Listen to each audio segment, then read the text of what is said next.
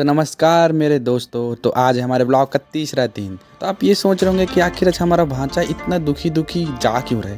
अगर आप भी ये जानना चाहते हैं तो वीडियो के अंत तक बने रहिए। और ये जो सब्सक्राइब वाला लाल बटन है ना, मुझको मतलब नहीं है उसमें अपना सिर पटको चाहे अपना भांचा फेंक के मारो, पर सब्सक्राइब का बटन भूरा हो जाना चाहिए। वीडियो को लाइक कर दे। एक तो लाइक और शेयर ठोक दीजिए, महाकाल का दबाकर लाइक और शेयर ठोक दीजिए। 5000 लौटे दिख जाना चाहिए।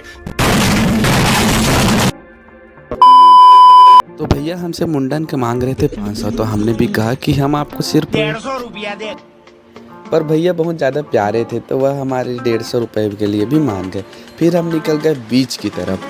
आज हमने सोचा है कि हम पूरा दिन बीच में रहेंगे। वैसे पूरा दिन तो रहा नहीं जा सकता, पर फिर भी जब तक रह सकते हैं, जब तक मज़ा आएगा एंजॉय करेंगे।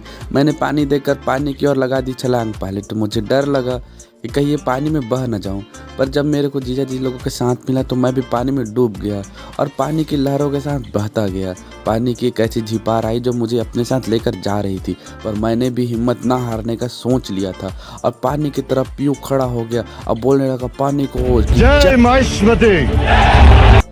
लहर उतनी तेज प्रतीत नहीं होती, परंतु धीरे धीरे यह आपके समीप आते जाती है, तब आपको एहसास होता है कि इसकी गति कितनी ज़्यादा है।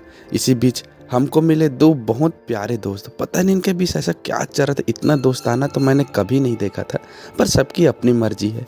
फिर हम आगे बढ़ चुके और लहर के सामने जाकर हम भी डट गए और हमारे पानी में कूदते ही आ गया बहुत बड़ा बवंडर। तो आप लीजिए बीच के नज़ारों का मजा। मिलते हैं कुछ देर बाद।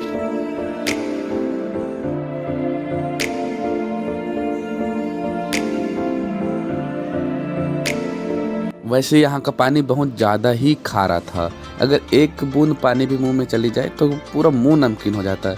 फिर हम भी सूखा पानी में तैरने लगे, मछली के भांति। जैसे मछली को पानी से निकाल दे तड़पने लगती वैसे ही। चलिए तो अब हम करते हैं कुछ देर इंजॉय और आप लीजिए बीच के नज़ारों का मज़ा।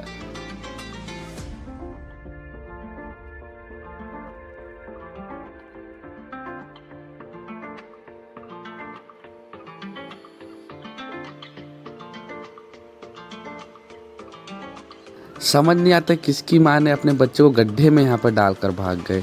ये गड्ढे में बैठा हुआ बच्चा अपनी माँ को देख रहा था। हम भी निकल पड़े। फिर हमको लगी भूख तो हम खाने आ गए मैगी। यहाँ की मैगी 40 रुपए की प्लेट थी, पर मैगी का टेस्ट बहुत ज़्यादा अच्छा था। मैंने खा कर देखा। पहले बाइट में तो मुझे समझ आ गया कि बहुत ज़्यादा गर्म है। मेरे तो जीभ जलते जलते बचे, पर क्या करें, छोड़ तो सकते नहीं हैं। फिर हम आखिरी बार एक बार बीच को देखने के लिए आ गए। बहुत ज़्यादा गर्मी थी, अब हमारे कपड़े भी सूख गए थे। तो गाइज़ अब यहाँ से हम वापस अपने घर की ओर निकलेंगे, पर इस साथ में हम अपने यादों को भी लेकर जाएंगे, यादें इस प्यारे बीच की। मिलते हैं कुछ देर बाद, बाय। हमारे ट्रेन का टाइम तो रात के 10 बजे था, तो हमने सोचा क्यों ना आज हम जगन्नाथ जी के दर्शन भी कर ले और कुछ देर बाजार भी घूम ले, क्योंकि गांव वालों के लिए, दोस्तों के लिए हमें कुछ कुछ सामान भी लेना था।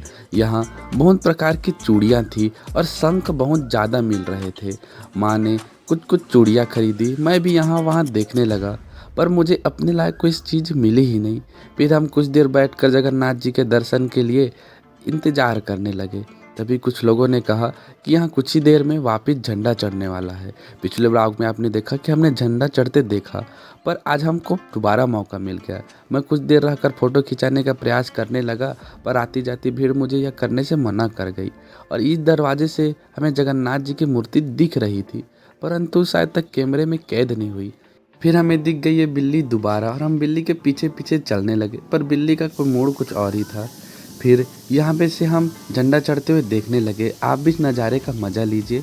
मिलते हैं कुछ देर बाद। जय जगन्नाथ।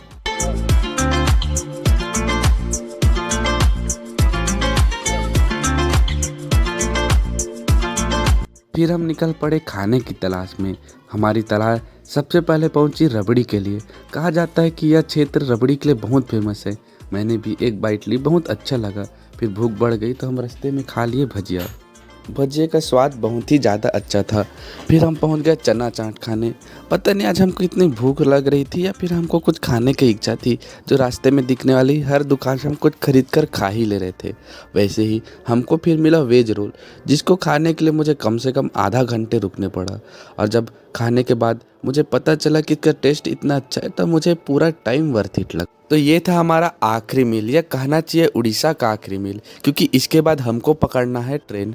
तब यहाँ से हम जल्दी ही निकल पड़े और मिलते हैं नेक्स्ट व्लॉग में कहीं और की यात्रा में कुछ और चटपटे खानों के साथ।